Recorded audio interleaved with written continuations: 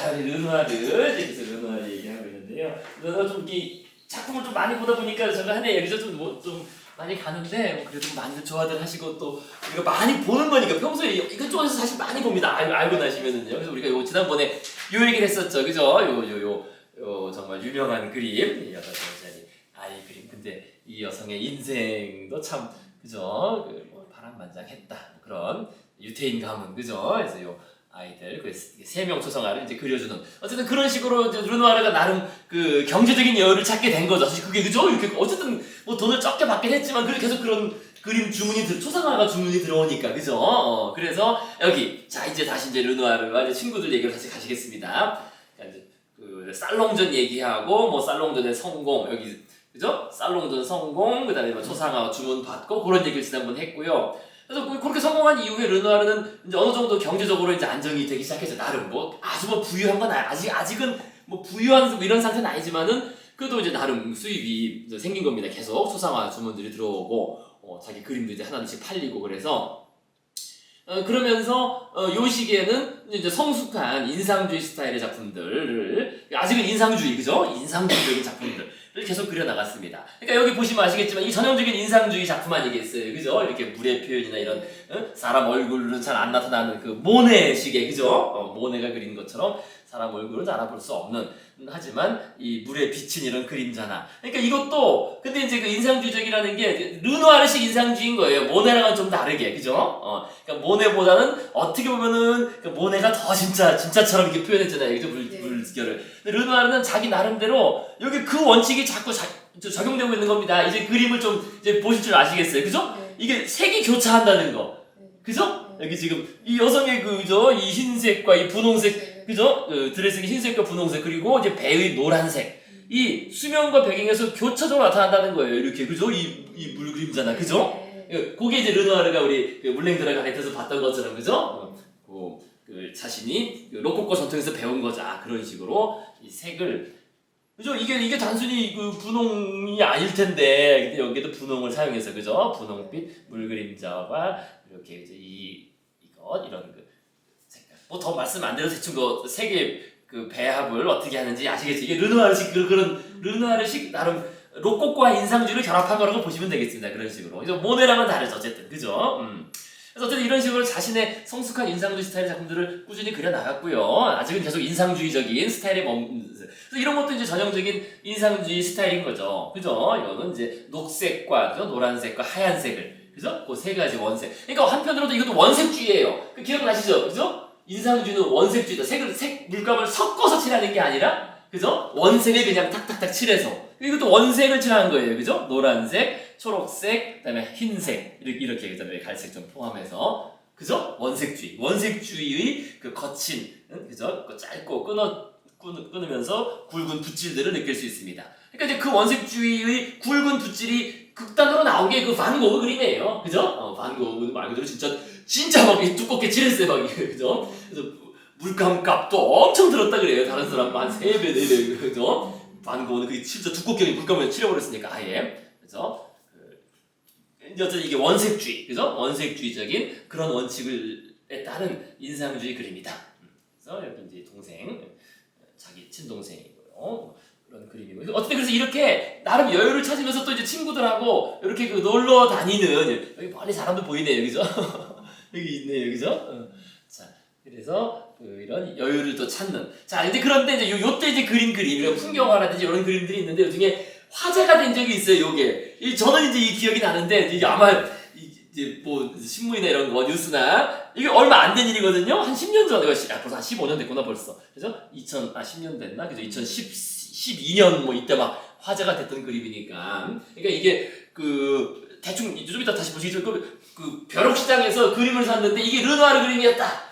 해가지고 7달러에 산 그림이 그죠? 뭐 10만 달러 막 이렇게 막 팔려고 막 이랬던 사건이에요. 이게 유명한 사건입니다. 한 10년 정도 된 사건이죠, 그죠? 10몇 년.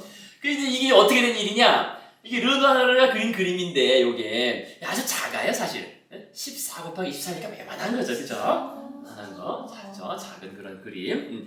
그래서 작은 그런 전형적인 뭐 인상주의적인 그런 그림이죠, 그죠? 강변의 이런 꽃과 풀을 이렇게 인상주의적으로 그린 작은 그림으로 뭐 당연히 주요 작품은 아니고, 그죠? 아닌데 근데 이제 화제가 되었기 때문에 이것도 뭐 비교적 최근에 이런 일이 별로 없는데 이런 일이 이제 발생했기 때문에 자 그래서 이게 물론 자기가 그림 그려가지고 미국 수집가한테 판매되었습니다. 20세기 초에 이렇게 미국 수집가한테 판매가 되는 그래서 요거를 미국 수집가 가지고 있다. 이 사람이 죽으면서 이제 기증을 했어요. 이런 일이 제일 많다 그랬죠, 그죠? 자신이 소유하고 있다가 볼티모어 미술관에 물론 이제 밑에 기증자 이름 한 줄 나오죠. 사실 그것 때문에 기증하는 거죠, 그죠?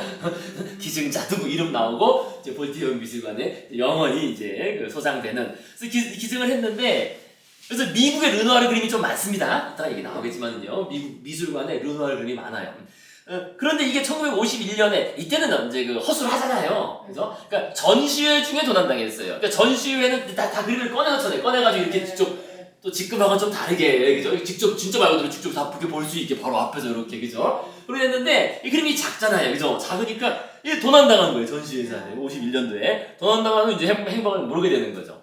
행방을 몰랐다가 그러다가 이게 다시 나온 게 여기 쓴 것처럼 2012년에 그 마르시아 푸케라는 이제 아주 할머니죠, 그죠? 바로 다음에 죽었으니까 이 여성과 그 딸이 이제 이 그림을 팔려고 했다는 거예요. 팔려고 해서 이제 팔려고 나왔고 그래서 경매 그 당시 감정가가 한 뭐 10만 달러 뭐 대충 뭐 그죠? 뭐 1억 원 몇천만 원 되겠죠 지금 그죠? 어쨌든 꽤 되는 돈이죠. 그래서 그러니까 이제 이 사실이 이제 알려진 거죠. 그래서 경매가 나왔는데 이 사실이 알려지자 야 저거 우리 옛날 미술관에 있던 건데 시간이 사실 엄청 지난 건 엄청 지났지만은 한 60년 지난 일이잖아요. 60년 그죠? 도난당한 일이 60년 지난 일인데 이거 우리 거다 해가지고 이제 법적 절차가 그죠? 이 볼티모어 미술관에 법적 절차 들어. 근데 이게 쉽지는 않죠, 그죠? 그죠? 이게 과연 그때 있던 그림이냐 아니냐 막 증명돼야 되니까 그래서 소송이 한 2년 걸렸죠. 2012년에서 2014년에 결국 이제 판결이 나가지고 볼티모어 미술관이 다시 이제 찾게 됐습니다. 그러니까 이 그림을 회수하게 된 거죠. 회수했습니다. 근데 이제 이 여성들, 이제 이 여성은 이 할머니는 그 이제 소송 중에 죽은 거고, 그죠? 이제 딸이 계속 있는데 이제 그녀들의 주장은 이거라는 거죠. 자기들은 2009년 워싱턴 인근 벼룩시장에서 7달러에 구입했다. 한 대충 돈 10,000원, 그죠? 10,000원에 벼룩시장에 구입했는데. 그걸 모르고 있다가 몇 년 뒤에 이제 르누아르 잡힌 걸 알게 돼가지고 자기들이 이걸 내놨다 이런 식의 이제 자신들은 주장을 해요. 그런데 수사 결과는 완전히 증명된 건 없지만은 이거는 도난당한 사람이 이 여성한테 주었다는 게 그죠? 가장 도난한 사람이 도난을 훔친 사람이 여성한테 줬다라는 그 썰이 제일 강력한. 왜냐면 이 여성이 이제 그 당시 볼티모어에 살고 있었거든. 그래서 아마 이제 이 여성이 뭐 여성의 남자친구나 이게 아마 줬을 것이다. 그것이 썰이 많은데 증거는 없죠. 이 여성도 계속 죽어버리는 바람에 그죠? 그다음에 이 딸은 뭐 이딸 묻고 있으면 모르는 거고. 어쨌든 그래서 그 당시에는 이것 때문에 유명해졌어요. 야 이거 벼룩시장 잘 뒤지면은 떼돈 벌 수 있다. 지금 제가 말씀드린 사실은 나중에 다 된 다음에 그나마 나온 사실이고요. 그때는 이제 이런 식으로 떠돌았단 거예요. 이제 신문에 한 거는 야 이 잘 뒤지면은 10,000원 가지고 갑자기 뭐 1억 벌 수 1억 넘게 벌 수 이런 식의 얘기들. 벼룩시장을 잘 뒤져야 된다 이런 얘기. 그래서 한 10년 전쯤에 화제가 됐던 그런 그림입니다. 뭐 주요 작품은 아니지만 어쨌든 이런 일이 있어요. 그래서 이제 요게 그래서 점점 그 미술품 도난이 사라지게 된 거예요. 미술품은 훔쳐도 이제 팔 수가 없게 됐으니까. 옛날에는 이제 그런 게 가능했는데 이제는 훔쳐도 팔 수가 없으니까 이거 어떡하냐, 그죠? 그래서 미술품 도난이 그런 의미에서 어려워졌다. 그래서 그런 일화가 있는, 그죠? 요 시절에 그린 그런 그림 사례 하나 봤고요. 얽힌. 자, 그래서 어쨌든 르누아르는 이런 식으로 인상주의적인 그림, 그죠? 이것도 인상주의적인 그림이죠, 그죠? 인상주의적인 이런 물빛과 이런 그림. 근데 딱 봐도 친구들하고 놀러 다니는 그림 아니에요? 그러니까 이제 경제적인 여유를 찾고 이러면서 나름 놀러 오셨네. 자, 그래서 르누아르도 이제 경제적인 여유도 찾고 이러면서 친구들하고 놀러 다니고 어울리고 그러면서 또 새로운 아까 그 얘기 안 나왔구나. 그 얘기. 아까 요 얘기 있었죠, 그죠? 이렇게 여유도 찾으면서 뭐 그림 그리는 것도 이제 안정적인 궤도에 올라서 계속 그림 그리고 초상화 주문 들어오면 그려주고 또 그 마르고라는 그죠? 그 여성을 일찍 죽었다 그래서 23살에 이제 그 슬픔에서 나름부터 벗어나면서 새로운 사랑이 또 여러 명이 생기죠. 이때가 또 제일 뜨는 또 여러 친구들과 여성들과 어울리는 뭐 한편으로는 인생의 황금기라고 해야 되나? 이게 사실 40살인데 40살 다 돼가는 38, 9 뭐 이때인데 뭐 그렇게 볼 수 있겠습니다. 그래서 그동안 고생한 게 어떤 의미에서는 보상을 받는 그런 시기. 그래서 이렇게 친구들하고 놀러 다니는. 그래서 지금 이 여성, 그죠? 이 여성이 르누아르의 새로운 연인이자 이제 미래의 부인이 되는 알린 샤리고라는 그런 여성입니다. 근데 20살이고 르누아르랑 18살 차이예요. 이게 르누아르가 다 이게 연령 차이가 첫 애인하고도 16살 차이였고, 그죠? 그리고 첫 애인이 16살 차이였고, 그 애인은 자기 애를 18살에 낳았고, 그 다음에 이때 또 이제 그 실제로 이제 어떤 그 관계를 맺었던 또 그 여성이 또 한 두 명 정도 두세 명 더 있는 것 같아요. 이때 거기서도 이제 애 막 낳고 이랬는데 알 수 없는 것은 그런 상당히 그 르누아르가 친구도 많고 주변에 여자들도 생기는 그런 시절이었습니다. 그래서 어쨌든 이 여성이 이제 이런 나이 차이가 많이 나는. 근데 사실 이게 오늘날하고 다르게 오늘날에는 뭐 10살 차이 이런 거 별거 아닌데 이때는 더더군다나 이거 40살이면 이거 할아버지 될 나이잖아요. 그때는 그죠? 18살에 막 낳고 애들 그랬으니까 그죠? 20을 막 애를 낳았으니까 내가 애를 낳 40살이 할아버지하고 오늘날하고 다른데 어쨌든 그런 르누아르가 이 젊은 이 소녀들만 좋아한 것 같아. 이게 또 이게 뭔가 좀 그런 것 같습니다. 그런 거만 맨날 그려서 그런가 눈이 자기 나이 든 거 생각 안 하고 그렇게만 생각했던 것 같아.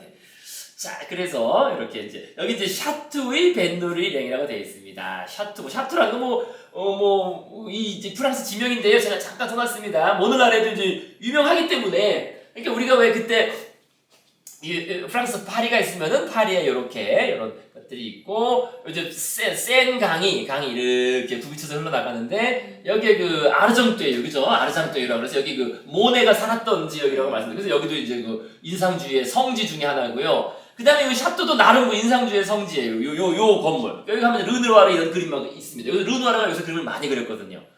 그래서 여기 강변 따라서 내려오면은 여기 샤투라 그래서 여기는 그 뱃놀이 유원지죠. 저렇게 배 타고 노는 그죠? 배 타고 노는 유원지로서 모네와 카요보트 그죠? 카요보트가 여기 살았고 그거보다 약간 하류에 있는 어떻게 보면 직선거리로 파리에서 가까울 수도 있죠. 이렇게 건너가면 그죠? 가까운 그런 곳입니다. 그래서 지금도 이제 그게 이렇게 운영하고 있어요. 그 프랑스는 르누아르가 이렇게 그래서 친구들 만나서 뱃놀이하고 그림 그리던 그 식당.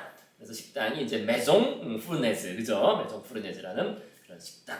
그래서 르누아르는 여기서 많은 그림을 그렸습니다. 그래서 이제 보실 뱃놀이 일행의 오찬이라는 요 그림도 여기서 그린 겁니다. 이거는 뭐 지금 현대화된 건물이고 옛날에 이런 건물은 아니었지만은 어쨌든 이렇게 뱃놀이를 하는 그런 유원지 샤또. 그래서 바로 이제 이 또 유명한 그림입니다. 그죠? 우리 지난번에 봤던 그 물랭드라 갈레트 이제 그 다음으로 이제 꼽히는 그죠? 한 두 번째, 세 번째 걸작으로 꼽히는 이제 그런 그림이에요. 이렇게 친구들이 다 왁자지껄 모여가지고 왁자지껄 떠들면서 술 마시고 즐겁게 노는 그것을 인상주의적인 스타일로 이렇게 그린 이제 그런 그림입니다. 그죠? 그래서 뱃놀이랭의 오찬. 또 대표적 중 하나로 꼽힙니다. 그래서 뭐 사람들 설명은 좀 이따 다시 하도록 하시겠고요. 그죠? 여기 이제 지난번에 한번 언급은 드렸습니다. 그죠? 물랭드라 갈레트. 그래서 이 그림을 그럼 어떻게 그린 거냐? 그러니까 그 물랭드라 갈레트라는 그림도 그 말씀드렸잖아요. 그냥 막 그린 게 아니라 이전에 로코코 시대의 그죠? 그 페트 갈랑트 그죠? 이렇게 그 쌍쌍파티 그죠? 짝짓기 놀이 뭐 그런 거를 이제 현대인들로 바꿔서 그린 그런 그림인 것처럼 이것도 마찬가지라는 거. 이것도 그냥 그리는 게 아니라 옛날 그 대가들의 그런 작품을 가져와서 사람을 바꿔치기 하는 거지. 그래서 그 그림이 뭐냐면 이제 이 그림이에요. 그 원형이 된 그림이 너무나 유명한 이게 요 그림 좀 생각해보니까 요게 우리가 예전에 요 그림만 하고 넘어갔던 기억이 있어가지고 다시 요거 좀 말씀드리겠습니다. 그래서 르누아르가 이 그림을 이 그림 지금 잔치 그림 아니에요, 그죠? 카나의 혼인 잔치, 그죠? 파올로 베로네세라고 합니다. 파올로 베로네세. 들어는 보셨는지 모르겠습니다. 기억이 나실까 모르겠습니다. 베로네세. 그래서 이 책에도 그냥 그 사람 이름밖에 안 나와요. 되게 사실 중요한 작가인데 책의 이름밖에 안 나거든요. 그래서 그때 많이 언급을 안 드려서 오늘 조금 요 베로네스 얘기 조금 드리겠습니다. 원래 그렇게 할 때 기억이 잘 나요, 그죠? 르누아르만 계속 하는 것보다 그 중간 하나 끼워넣는 거 기억 잘 나거든요, 그죠? 그래서 딱 그런 의미에서 우리 복습도 할 겸 사실 복습도 할 겸 14주차에 잠깐 했었는데요. 복습도 할 겸 조금 더 확장해서 한 그림 한 3개 정도만 알아주시면 되겠습니다. 그래서 어쨌든 이 그림이 워낙 유명한 그림이에요. 이게 왜 유명하냐? 이게 루브르에서 제일 큰 그림이에요. 제일 큰 그림. 이 10m 거의 이 10m입니다. 10m. 여기까지 10m. 여기서부터까지 10m. 그래서 이거 한 6m 정도. 가장 큰 루브르형으로 가면은 가장 큰 그림이고, 그다음에 이게 그 모나리자가 저기 있고 루브르에 그 딱 반대편에 이 그림이 있어요. 근데 사람들은 다 모나리자 본다고 이거는 안 본다고 하더라고. 근데 어떻게 보면 이게 더 그래서 르누아르가 가장 좋아했던 그림이에요. 루브르 박물관에서 자기가 가장 좋아했던 그림. 자기가 이거를 이걸 한번 현대적으로 한번 그려보겠다 해가지고 그린 그림이 이제 이건 거죠. 이렇게 현대적으로 이렇게 막자지까지 그죠? 어울리면서 먹고 마시는 그런 그림. 여기 지금 이 카나의 혼인. 근데 이 그림도 사실 마찬가지예요. 이것도 그럼 베르네스가 어떻게 그렸느냐? 지금 가운데 예수님하고 여기 성모 마리아. 그러니까 있긴 있지만 사실은 다른 사람들은 다 이 르네상스 사람으로 바꿔치기 한 거죠. 그죠? 옛날 그 고대 사람들이 아니라 그죠? 이해되시겠죠? 그죠? 옛날 고대의 잔치. 이게 카나의 혼인. 이거 뭔지 아시죠? 이게 무슨 잔치예요? 그죠? 그죠? 처음으로, 그죠? 예수님 여기 혼인잔치에 있어서 갔는데, 여기 이제, 이게 지금, 이게 포도주가 없다 해가 떨어졌다 그러니까 이제, 물을 채워라, 뭐 해가지고 뭐 쫙 했더니 이제, 그죠? 물이 이렇게, 포도주가 계속 나오는 그 최초의 그 처음으로 기적을 행한 이제 그 잔치입니다. 성경에 나오는, 그죠? 그래서 카나의 혼인잔치, 그죠? 근데 이게 옛날 모습이 아니잖아요. 그 당시, 2000년 전의 모습이 아니라, 르네상스 시대의 그 베네치아의 귀족들의, 그래서 실제 이 얼굴들이 베네치아의 귀족들 얼굴들이래요. 이게 저도 다 하나는 모르죠. 베네치아의 귀족들 또 무슨 어디 뭐 옆에 주변 제후들 뭐 공작들 얼굴들을 모델로 이렇게 흥청망청. 근데 이거를 생각해 보세요. 이게 10m면 어마어마한 거네. 그 당시로 대단하다, 그죠? 자, 그래서 어쨌든 이게 루브르에 있고, 그래서 르누아르가 가장 좋아했던 그림이다. 그러니까 이제 그림을 이제 어떻게 그리는지 아시겠죠, 그죠? 그러니까 다시 생각해 보시면요, 그러니까 이 화가들이 그냥 막 그리는 게 아니라, 그냥 뭐 이거 그리자 해서 막 그리는 게 아니라 나름 이제 그런 생각이 있다는 거예요, 그죠? 그 전에 어떤 대가들의 그런 크게 있으면은 그거를 이제 현대적으로 이렇게 좀 바꿔서, 그죠? 바꿔서 그린 요런 장면들을 바꿔서 그린 거죠. 특히 이쪽 장면들, 친구들 먹고 마시는 그런 장면을. 자, 그래서 그걸 보시면요. 그래서 지금 이제 베르네스 이야기를 잠깐 하시겠습니다. 베르네스의 카나의 혼인잔치는 루브르 박물관에서 가장 큰 그림이다. 그죠? 6.77, 9.94, 이제 아래쪽은 거의 10m 그죠? 위는 뭐 10m 가까이 되는 엄청난 그림입니다. 근데 이 그림은 이제 나폴레옹이 훔쳐온 거죠. 그죠? 나폴레옹이 이탈리아 원정에서 전리품으로 약탈해온 그림이에요. 나폴레옹이 이제 알프스 넘어가 이탈리아 평정을 하고 저쪽에 돌아오는데 이제 딱 있으니까 이 수도원인 베네치아를 정복했거든요. 정복해서 그 당시 베네치아가 나름 강인데 그걸 지금 불복시키고 정복하고 이제 전리품으로 뜯어온 겁니다. 뜯어온 거예요. 자, 그래서 아까도 말씀드린 것처럼 루브르에서 모사하는 것이 그림을 공부하는 가장 좋은 방법이라고 해요. 그죠? 르누아르는 뭐 어떤 이론 이런 거 필요 없고, 그죠? 모사에서 그리는 게 제일 좋은 방법입니다. 그래서 르누아르가 루브르에서 가장 좋아하는 그림으로 꼽던 것이었습니다. 가장 좋아하는. 그래서 좀 전에 말씀드린 것처럼, 그러니까 마네가 결국 그거 한 거 아니에요. 마네가 했던 것처럼 현대적으로 재해석. 뭐 말이 재해석이고 어떻게 보면 인물 바꿔치기 한 건데요, 그죠? 인물 바꿔넣기, 그죠? 현대인으로 바꿔놓는. 옛날 여신을 현대의 그냥 보통 여성으로 바꾸는 게 그 만해가 한 거잖아요. 그죠? 만해. 그러니까 그런 식으로 이거 옛날 르네상스 인물들을 현대 인물로 바꿔서 넣어 그린 그림이 이제 벤누이령의 오천이 되겠습니다. 그래서 결국 이제 이 그림도 말씀드린 것처럼 벤누리령의 오찬이라는 것은, 그러니까 아까 말한 그 샤투에서 이렇게 뱃놀이 하고, 그죠? 뱃놀이 끝나고 이제 술 마시고, 그죠? 포도주 막 마시고 그러는 거 아니에요. 와인 마시고 이제 한 번 이미 다 벌어지고 이제 뭐 이렇게 얘기하고 다들 335 그런 거 아니겠어요? 여기 뭐 개 안고 이렇게 막 얼르고 있고, 그죠? 술 취해서, 그죠? 이런 건데, 그죠? 그런 그림인데 결국 저런 모습, 그러니까 그 르누아르의 기본적인 그 자세죠. 인상주의, 그죠? 여기 쓴 것처럼 삶에서 가장 찬란하게 빛나는 순간, 또는 뭐 가장 즐겁고 고향되는 순간, 그런 거 아니겠냐? 친구들 모여서 이렇게 한번 뱃놀이 하고 뭐 술 마시고 놀고 하는 게 제일 좋지 않느냐? 그죠? 그래서 그 순간의 어떤 인상을 포착하고 있는 그런 그림이겠습니다.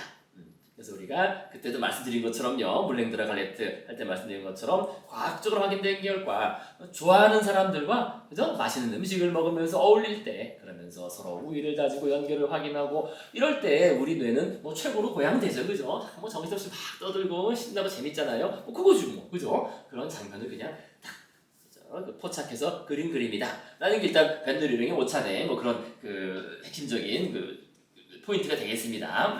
자, 그리고 이제 다시 이제 우리가 이제 베로네스 이야기를 좀 몇 개 좀 더 하시겠어요. 베로네스 이야기. 그래서 이 그림이 루브르에서 가장 큰 그림으로서 여기 있는데 이게 지금 나폴레옹이 훔쳐온 거 아니에요, 그죠? 나폴레옹이 훔쳐왔는데 이제 훔쳐올 때는 이렇게 잘랐다 그래, 이렇게. 예. 왜냐면 이게 너무 크니까 세로로 잘라가지고. 그리고 그 얘기도 드리. 이거는 벽화가 아니에요. 벽화가 아니고 캔버스에 그린 겁니다. 물론 캔버스 그림 자체도 캔버스가 원래 쪼개져 있었겠죠. 하나로 또 캔버스를 여러 개 이어 붙였겠죠, 그죠? 그러니까 아마 그거에 따라서 이렇게 잘라가지고 이렇게 돌돌 말아서 가져왔을 텐데 가져와가지고 이제 자기가 원래 루브르에 없었어요. 자기 저기다 걸어놨었어요. 자기 저기다 저거니까, 그죠? 그래서 걸어놨었는데 이제 나폴레옹이 졌잖아요. 지니까 이제 다시 어떻게 됩니까? 나폴레옹이 지고 이제 그 메테르니 등등 야 다시 옛날 나폴레옹이 훔쳐온 거 다시 원래로 돌려라 이렇게 될 거잖아요, 그죠? 다시 이제 이탈리아에서 우리 내놔라. 그렇잖아요. 이거 분명히 이거 뺏어간 게 분명하니까. 이탈리아 물론 이탈리아는 지금은 이탈리아 그 당시에는 이제 베네치아 이렇게 쪼개져 있으니까 돌려달라. 그런데 이제 이때 이 사람들이 머리를 쓴 거지 또 머리를 써가지고 야 이거 다시 갈 수가 없어. 가다 이거 다 그림 망가져. 이게 핑계가 된 거야. 그래서 그럴 만도 하죠. 이게 다시 가려면 뭐 잘라갈 거야? 그건 안 되는데. 그럼 어떻게 들고 가요? 10m 그래서 이게 운반 힘들어. 나중에 좀 되면 나중에 줄게. 해가지고 이제 버틴 거야 또 그렇게 해서.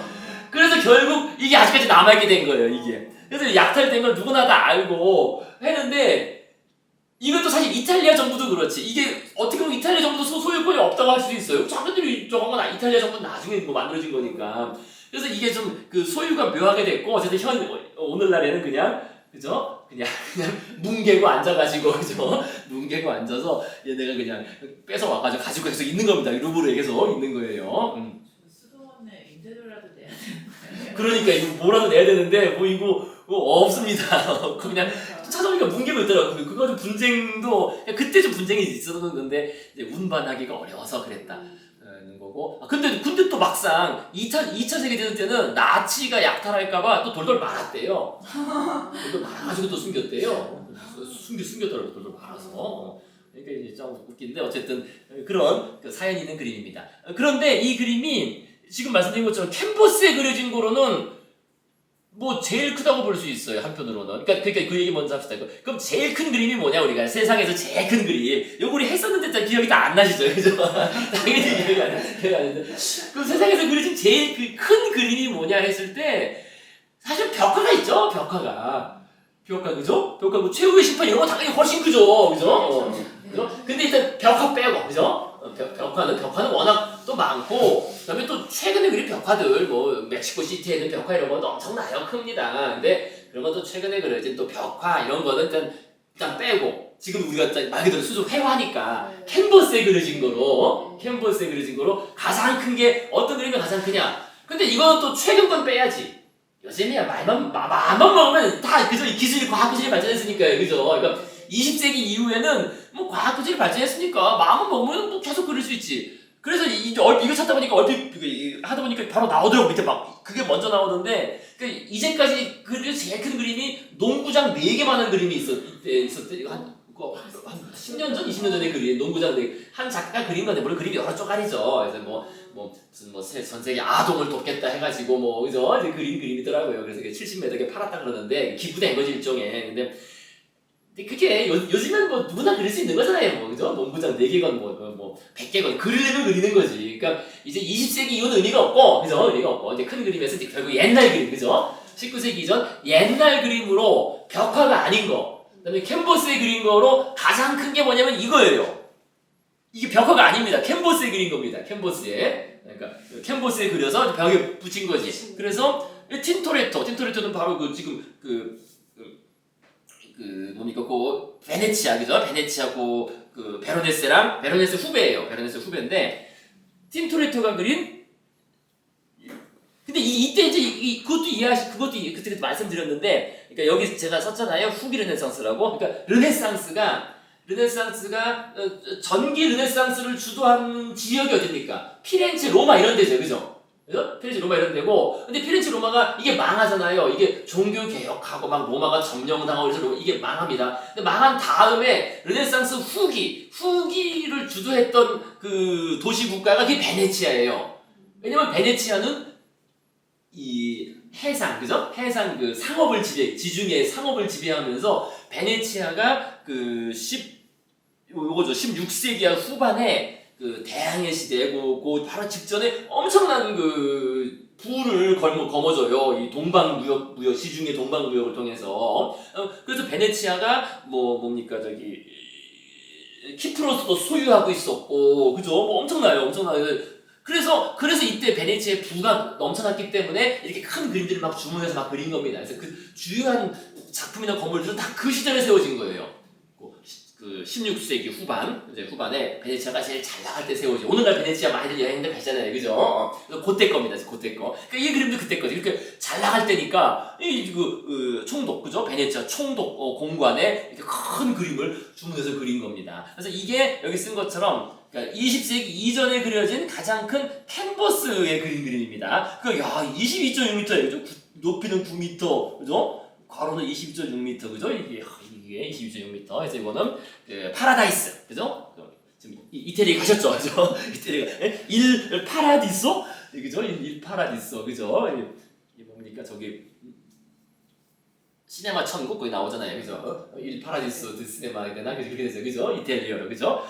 그 시네마 천국 천국. 그러니까 천국의 장면을 그린 거지.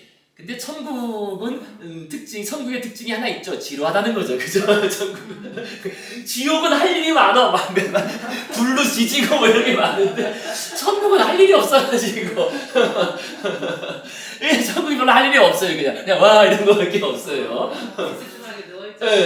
네, 그냥 별게 없어. 지옥은 바쁜데, 지옥은 정말 바빠요, 지옥은. 바쁜데 이 별로 천국은 할 일이 없어. 어쨌든 천국을 그린, 그죠? 그런 엄청난 그림이긴 합니다. 그런데 근데 이 그림도 아까 베르네스 그림하고 비교했을 때 이건 좀 너무나 벽화 같죠. 그다음에 여기 맞춰 그린 거잖아요, 사실은, 그죠? 이게 분명 이제 캔버스에 그려서 벽에 붙인 건데, 그죠? 그래서 가장 큰 캔버스 그림이라고는 할 수는 있는데 20세기 이전에 그려진, 그죠? 제일 큰 캔버스 그림이긴 한데 이거는 다르게 옮길 수가 없잖아요. 벽화 같잖아. 그래서 사실상 우리가 알고 있는 그런 그냥 일반 이런 개념, 그죠? 걸어놓는 그림, 그죠? 이렇게 걸어놓는 그림으로서 이게 세계 최대라는 거예요. 가장 큰 그림. 이 베르네스의 카나 영역 제일 큰 그림이고, 자, 그 다음에 또 이제 특징이 또 이게 르누아르가 왜 좋아했겠습니까? 딱 봐도 이 색깔이 장난이 아니에요. 그것도 생각하시죠. 이게 400년 전에는 물감이 없었습니다.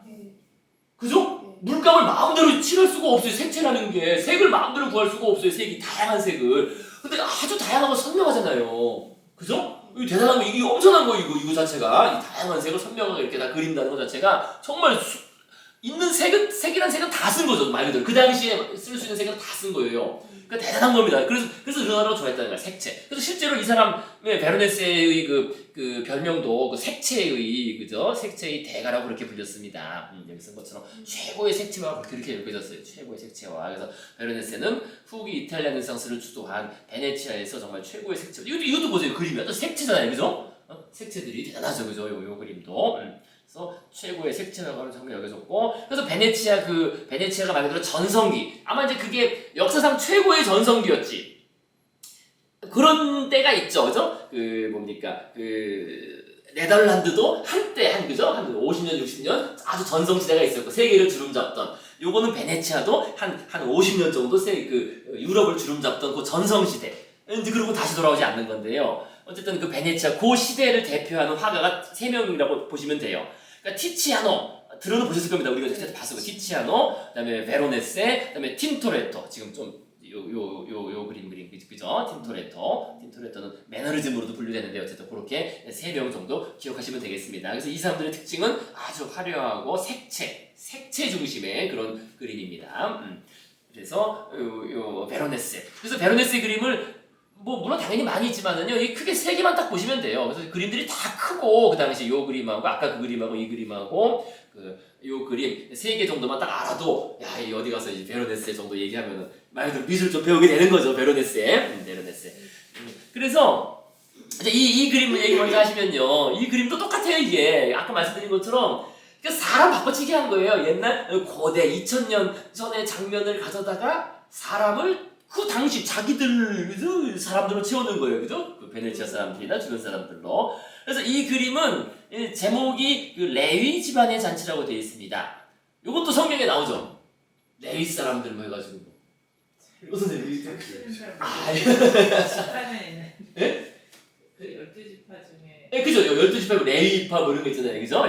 그래서 이게 원래는 이 그림을 이것도 길이가 엄청나죠. 5m가 넘죠. 그죠? 이 길이가. 그죠? 이거 아주 대작들이에요. 다 이게. 진짜 큰 그림들을 주문해서 그린 거죠. 5m가 넘는 그런 큰 그림인데요. 그래서 이게 최후의 만찬으로, 여기 예수님 있잖아요. 예수님이 그죠? 최후의 만찬으로 그렇게 의도해서 그렸는데, 제목을 최후의 만찬으로 하려고 했는데, 요때 그 불경과 무례함을 이유로 종교 재판에 못했습니다. 요게 종교 개혁, 그죠? 종교 개혁이 있고 막 이러면서 그 다음에 이제 어떻게 돼요? 반 종교 개혁해서 여기 이탈리아니까 이 교황권이 미친 거지 해가지고 야 이 제대로 이게 무슨 최후의 만찬이냐 해가지고 이제 뭔가 그 불경과 무례함. 그래서 여기에는 뭐 그 당시 뭐 그 종교 재판 받았던 사람들 얼굴도 나오고 막 그래요. 그래서 좀 이게 무슨 최후의 신성함이 없다. 그래서 종교 재판을 회부되자 베로네스는 제목을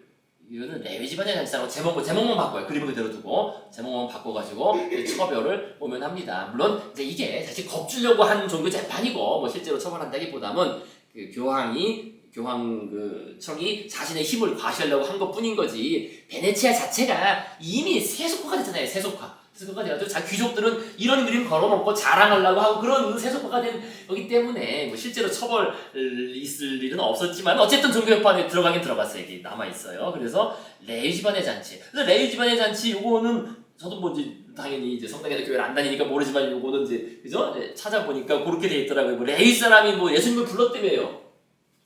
불러서 잔치를 벌였더니 그 레위 사람이 예수님을 불러서 잔치를 불렀는데 근데 그 잔치에 세리 그죠? 세리나 뭐 이런 막 사람들이 같이 왔다네. 그러니까 이제 옆에 야 너는 저 더러운 인간들하고 같이 밥 먹냐 막 이런 얘기 아마 있을 거예요. 그죠? 그죠?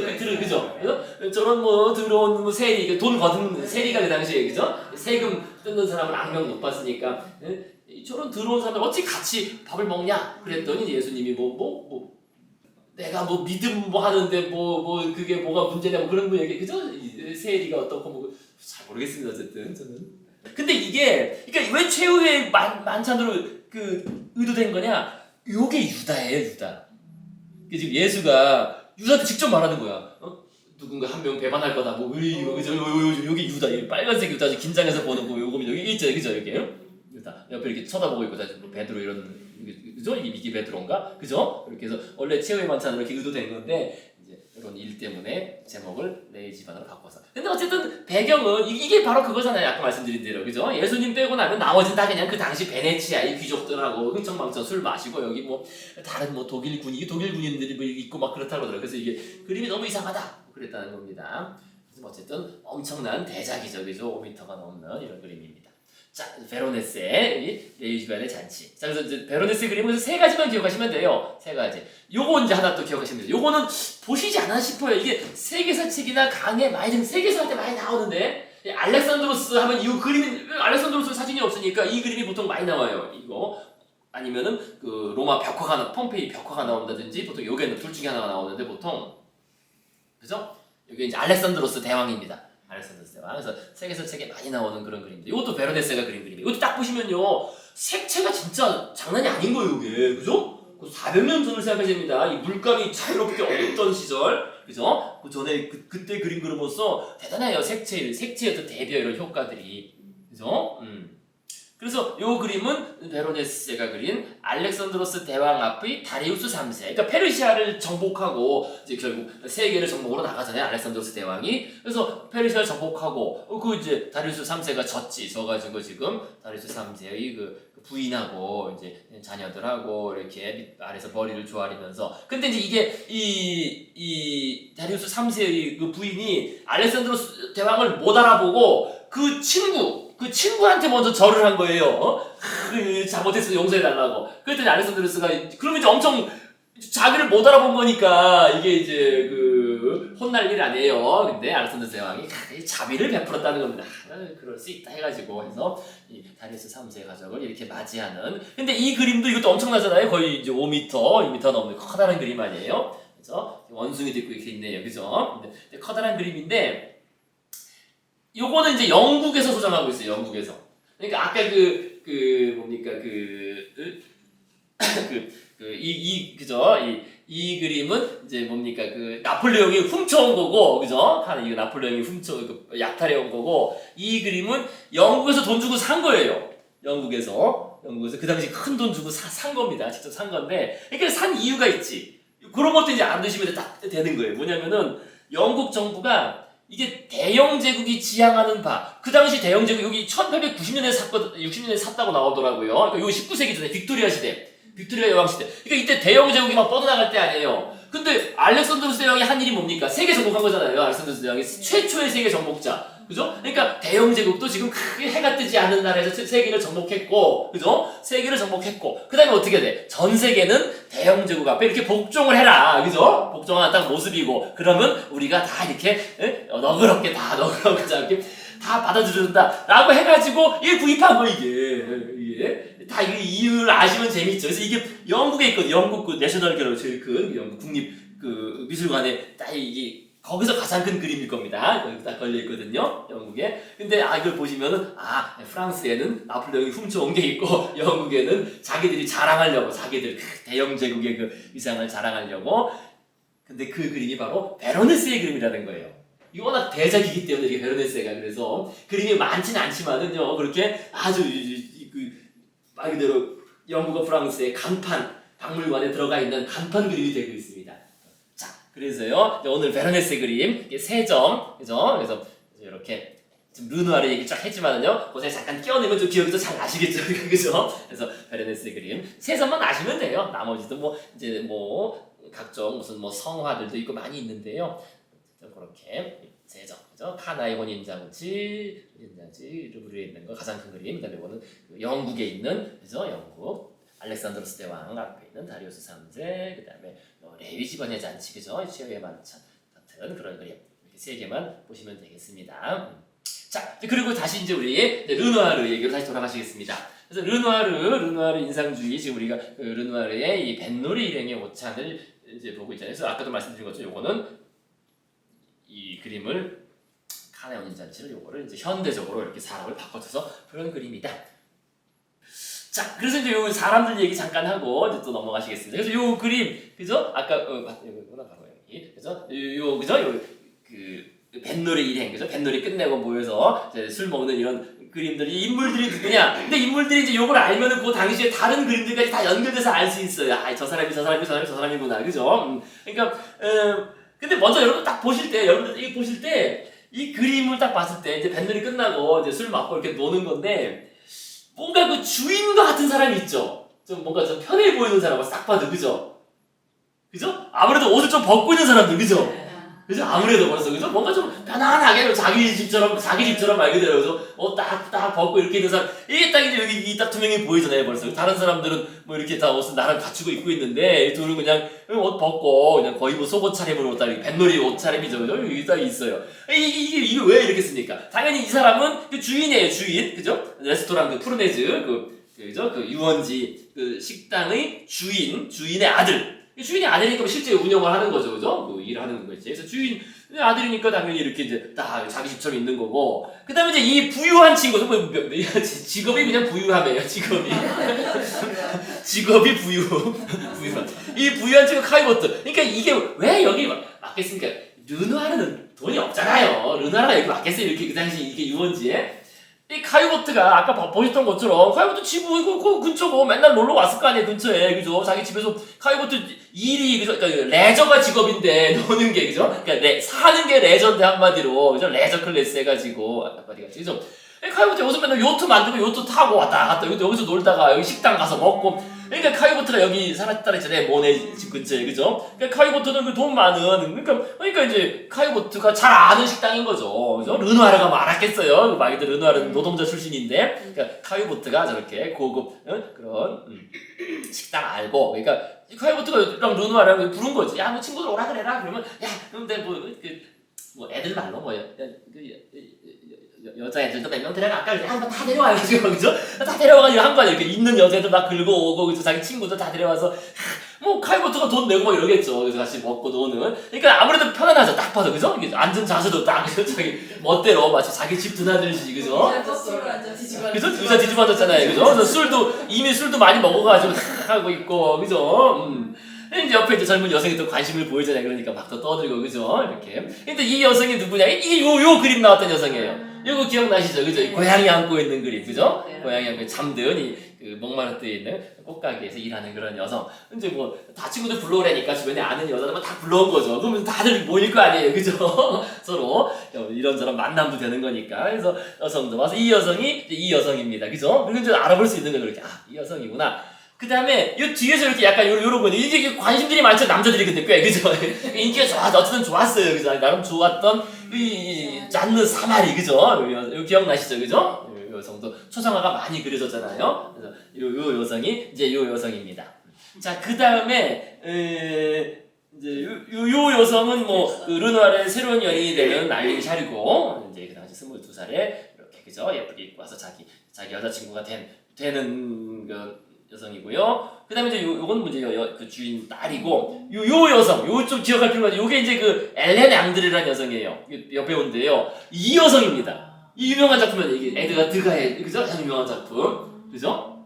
그죠? 여기 나오는 요 여성인데, 여기 딱 보면 좀 비슷하게 좀 생기긴 했어요. 근데 자기가 알아보기 어려운데, 얼굴이 어쨌든. 그죠? 요 여성이 엘렌 앙드레. 이런 식으로 해서 이거는 또 이걸 뭐 소개시켜주는 뭐 수식하고 다 할 수 있는 거 일일이 다 하면 뭐 너무 뭐 우리가 알 필요가 없으니까 어쨌든 우리가 그림에 나오는 자주 보는 그림에 나오는 인물들이 여기 이렇게 나오고 있구나 그죠? 그런 걸 알면은 이제 말 그대로 그냥 보고 넘어가는 게 아니라 이제 어디 가서 한마디 할 수 있죠. 야 이 사람이 같은 사람이네 저렇게 그죠? 그래서 그런 친구들 참 르누아르가 친구들이 참 많고 그랬어요 진짜 보면은 그죠? 이렇게 많고 같이 어울리고 또 거기에 또 부유한 친구가 있고 그다음에 말씀드린 것처럼 모네는 또 이렇게 못해요. 모네는 자체가 사람들 안 어울리고 못 어울리고 그죠? 그런데 이제 카이보트는 이제 그 르누아르도 이렇게 불러서 결국 그때도 말씀드렸잖아요. 마지막에 자신의 유언장을 르누아르가 집행하도록 르누아르가 자기 죽으면서 죽기 전에 그죠? 르누아르를 집행인으로 지명을 하거든요. 르누아르가 사실 제일 착한 거지. 어떻게 보면 제일 착하고 제일 저기는 없는 그죠? 그 사심이 없는 거로 봤던 겁니다 나름. 자, 그래서 이제 그렇게 보시면 되겠습니다. 사람들, 친구들 어울리는 그런 이야기. 그 정도 보시겠고요. 자, 그 다음에 이제 또 유명한 작품이 나왔습니다. 이게 이 유명한 작품이 정말, 이게 정말 유명한 작품이에요. 왜 유명한 작품이면 이게 르누아르 이런 책 표지에 많이 나오더라고요. 책 표지에. 제가 본 책들에는. 그래서 요것도 르누아르 이제 두 자매라고 알려진, 투 시스터스라고 알려진 그런 그림입니다. 어떤 뭐 테라스라고 알려지기도 하고요. 근데 이거는 물론 실제 자매는 아니고요. 실제 자매는 아니고 모델들입니다. 그 당시 18살. 이때 저렇게 젊은 애들 이렇게 갖다 르누아르가 그다음에 이 장소는 좀 전에 봤던 그 식당입니다. 레스토랑 푸르네즈 그 식당 그 테라스에서 그죠? 강변 식당 테라스 그림인데요. 근데 이 그림을 꼽는 사람도 있어요. 여기 쓴 것처럼. 그러니까 르누아르가 이제 걸작들이 많은데 물론 일반적으로는 요 물랭드라 갈레트 요걸 이제 최고의 걸작으로 꼽습니다. 최고의 걸작으로 꼽는데 근데 기법적으로 스타일적으로 그죠? 르누아르의 그 스타일 인상주의 스타일적으로는 이게 이제 완성품이다. 여기 다 나왔다는 거예요. 이게 그죠? 기법적으로 르누아르 인상주의 총결산이다. 요 그림이. 좀 그런 면이 있어요. 이런 실이나 이런 뒤에 이런 배경이나 이 표정이나 얼굴이나 이런 이 묘사들을 보면요 정말 그럴만해요. 기법적으로는 이게 르누아르다, 그죠? 다른 사람과 구별되는 르누아르의 스타일이다라고 그렇게 볼 수 있다는 겁니다. 기법적으로는요. 그리고 이 그림이 또 의미가 있는 게 연대기적으로 봐도 이게 이제 거의 끝이에요. 르누아르의 우리가 좋아하는 인상주의. 우리가 좋아하는 그 르누아르의 그 이런 밝고 하는 그 화려한 그 인상주의는 대략 이 그림 이후로는 르누아르가 스타일을 바꾸게 됩니다. 이게 거의 이제 그 마지막 작품쯤 되는 그 시기예요. 1881년 그려진 그림입니다. 레스토랑 푸르네다. 자, 그래서 이 그림을 그 트럼프 대통령 있었잖아요. 지금 트럼프 대통령 그 집무실에 이 그림의 복제품이 걸려 있어요. 이게 트럼프 대통령이 엄청 좋아하는 거지. 그래서 트럼프 대통령이 인상주의 그림을 아주 좋아한다고 합니다. 그래서 실제로 인상주의 작품을 나 좀 빌려달라 이런 그 한 적도 있대요. 박물관에 막 대놓고. 물론 당연히 안 주지만 진품을 나한테 이렇게 빌려달라는 게 뭐 한 1년 이상 이렇게 걸어도 대여해달라는 거잖아요. 이게 안 되지 그렇게 했다고 해대요. 그 정도로 좋아한다고 합니다. 그래서 이게 그 트럼프 지금 집무실에 딱 걸려있다고 합니다. 이 그림 복제품이. 그 정도로 사람들이 참 많이 좋아하는 그런 르누아르의 모든 그 특징이 녹아있는 그런 그림이라고 볼 수 있겠습니다. 자, 그런데 이제 지금 말씀드린 것처럼 이 정도 되고 나니까 그 다음에 이제 르누아르 스타일의 큰 전환이 시작됩니다. 자, 그래서 그 전환점이 시작된 것은 이제 그 여행인데요. 잠깐 쉬었다 가셨는데. 자, 그래서 이 르누아르가 이제 스타일이 이제 전환이 되기 시작했는데, 참 이게 이런 그림만 그렸으면 참 좋았을 것 같은데 이거를 이제 거의 끝이 나고 스타일이 전환이 됩니다. 근데 그 전환이 여행 때문이에요. 여행. 물론 여행도 여행이고 이제 나이가 들었기 때문이기도 하죠. 그죠? 나이가 들어서 인상주의 스타일로 한 10몇 년, 한 10년 정도죠. 10년 정도 그려서 나름 이제 그 그림도 팔리고 나름 성공을 어느 정도 하고 나니까 사실 40쯤 되고 나니까 뭔가 자신을 돌아보는, 근데 그 자신을 돌아보는 계기가 된 게 바로 여행입니다. 그래서 뭐 일일이 아직은 없지만은요, 그냥 어쨌든 르누아르 이렇게 여유도 생기면서 여유가 생기면 여행을 하죠. 여행, 그죠? 친구들하고 노르망디도 여행하고, 물론 여행 갈 때 이제 그림을 그리러 가는 거죠. 그림 그리면서 여행 다니면서 그림도 그리고, 해외여행도 처음으로 딱 40살에 처음으로 해외여행을 갑니다. 해외여행. 르누아르는 이제 돈이 없는 그런 출신이었어요. 그래서 친구들하고 처음으로 이제 알제리 그 당시 그 프랑스 식민지 아니에요, 그죠? 프랑스 식민지 알제리 여행을 하였고, 가을에는 이탈리아. 야, 정말 꿈에 그리던 르누아르는 돈이 없으니까 이탈리아에 가지도 못했는데 드디어 이탈리아의 그 베네치아, 그죠? 그다음에 로마, 그래서 라팔레오 그림 직접 프레스코 하니까 이거 벽화니까, 그죠? 그래서 벽화를 직접 보고 감명을 받고, 또 나폴리 폼페이도 가서 폼페이 옛날 그 벽화도 보고. 그런 식으로 여행을 다니면서 단순한 여행이 아니라 그림도 보면서 목적지가 있는 거죠. 그림도 보고 여행도 하는. 그 다음에 82년도에 다시 또 알제리에 가서 긴 휴양도 하고, 시칠리아의 시칠리아 가보셨어요? 시칠리아? 시칠리아 보셨어요? 가서 그분이 그때 시칠리아 남부라고 그러셨죠? 시칠리아 그랬죠. 같이 가셨나?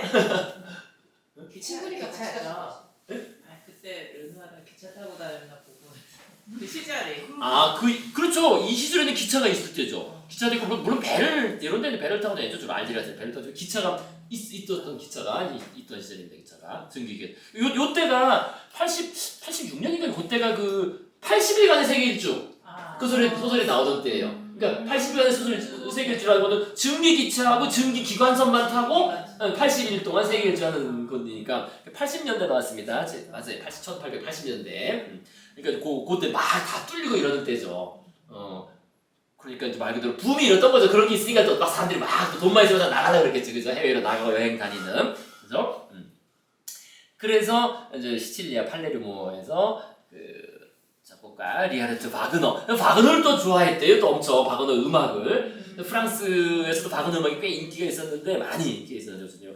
바그너를 아주 좋아해서 그의 초상화를 직접 만나서 그림을 그리기도 합니다. 그다음에 83년도에도 이렇게 르와브르는 국내 여러 곳 또는 채널제도 등을 다녔으며, 또 모네와 함께 마르세유 이렇게 친구들하고 같이, 그죠? 그래서 제노바까지 지중해 연안을 쫙 다 여행해요. 지중해를 여행하면서 이제 그림을 그리고, 또 액상프로방스 지중해 제일 남부에 있는 세잔의 고향이거든요. 세잔이 거기 이제 계속, 세잔은 거기 파리를 안 올라오고 여기서 그냥 처박혀서 이제 그림 활동을 했습니다. 근데 거기에 있는, 그래서 자기 옛날 동료니까 세잔을 방문해서 오랫동안 잠깐 방문한 게 아니라요.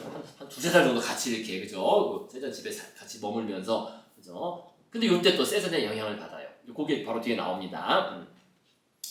그래서 이와 같은 여행을 통해서 이제 여행을 하고 나면 어떻게 됩니까? 이렇게 자기가 직접 못 봤던 옛날 그 거장들의 작품 이탈리아 가서 보고, 그죠? 다른 친구들도 만나고, 이렇게 되면서 어떻게 돼? 르누아르는 이제 자신의 그림을 돌아볼 수 있는 그런 성찰할 수 있는 시간이 가게 되는 거예요.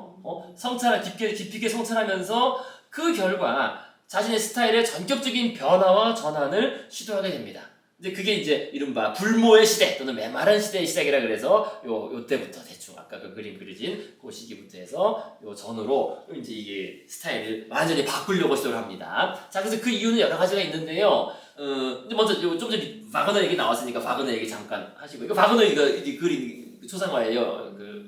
르누아르가 그린 초상화 바그너. 그래서 바그너가 죽기 1년 전에 그린 초상화입니다. 그래서 죽기 1년 전에 바그너가 힘이 이제 없죠. 이제 70살에 죽었구나 바그너가, 그죠? 그래서 르누아르는 바그너를 매우 존경했습니다. 존경해서 바그너를 직접 만났을 때는 말도 제대로 못할 정도로 너무, 그죠? 우러러보는 존재였기 때문에 바그너의 음악이 좀 위압적이잖아요, 그죠? 사람을 위압하는 그런 장중한 이런 게 있기 때문에 그 음악을 좋아하다 보니까 바그너를 만나서는 제대로 말도 못하고 그냥 이 초상화만 이렇게 빨리 이렇게 그렸다고 합니다. 뭐 오래 그리지도 못했죠. 당연히 이죠. 바그너가 그런 걸 좋아하지 않겠죠. 자, 그런데 어쨌든 바그너가 죽은 다음에 워낙 바그너를 좋아하니까 1869년 바이로트 축제에는 직접 가기도 했답니다. 아시죠? 바이로트 축제 아세요? 바이로트 축제 아시죠? 선생님은 당연히 아시죠? 아니 바이로트 축제, 왜 바그너 축제? 독일 바이로트에서 매년 열리는 바그너 음악, 이 바그너 광들은 이거 가는 게 일종의 순례처럼 생각하잖아요. 성지 순례. 바이로이트에. 그래서 바이로이트 그래서 그러니까 바그너 음악만 바그너의 그 후기 작품 10개의 그 악극이라 그러죠. 왜 그죠? 그 니벨링겐의 반지라든지 뭐 파르지팔 뭐 이런 거, 그죠? 그런 그 트리스탄 멜로디는 안 들어가나 그 뒤쪽에.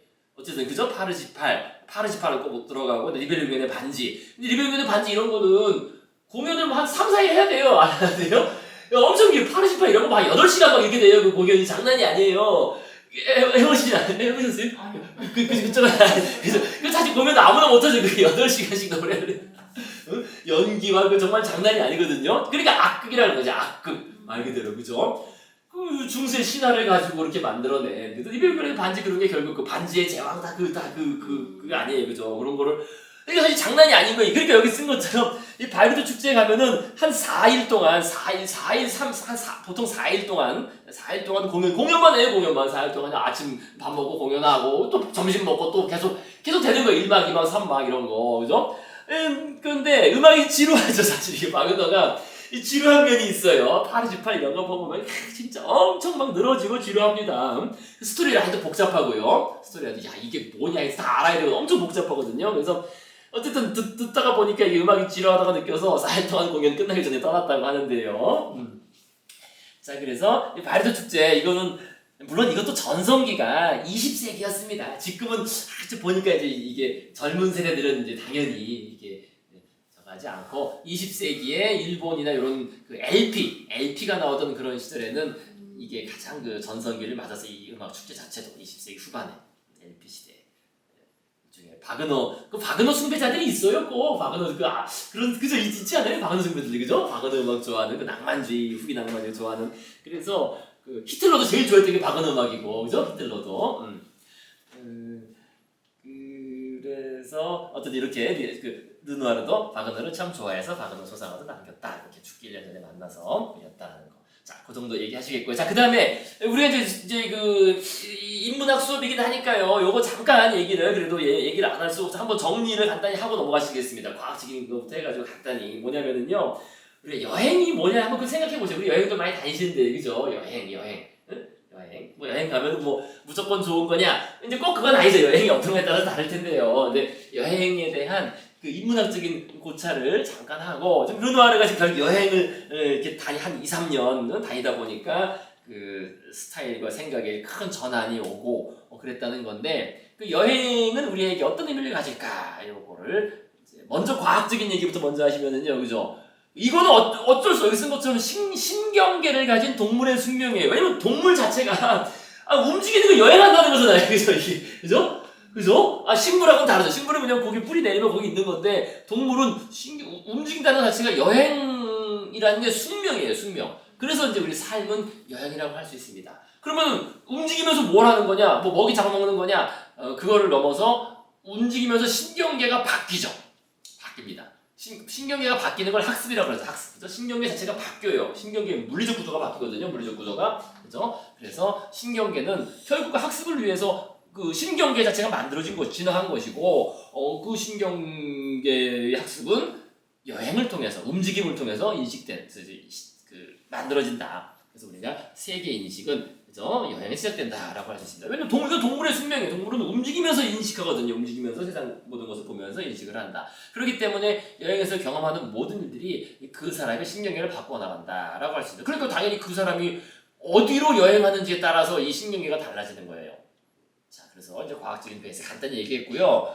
그래서 결국 우리가 이게 변화라는 말이 핵심인데 변화. 지금 르누아르가 변화했다는 거잖아요. 여행 전과 여행 후가 변화했다는 건데 그러니까 의미 있는 여행이라면 사실 이게 변화가 있을 수밖에 없죠. 의미라는 게 뭔가 남는다는 거니까 그죠? 변화, 남는다. 그러니까 자신의 변화를 이끌어내는 여행 또는 의미 있는 여행은 그러니까 우리가 대중적인 의미에서의 관광과는 좀 구별해 볼 필요가 있다는 거예요. 그죠? 그리고 관광도 물론 좋죠. 우리가 예를 호캉스라고 하기도 하고, 그죠?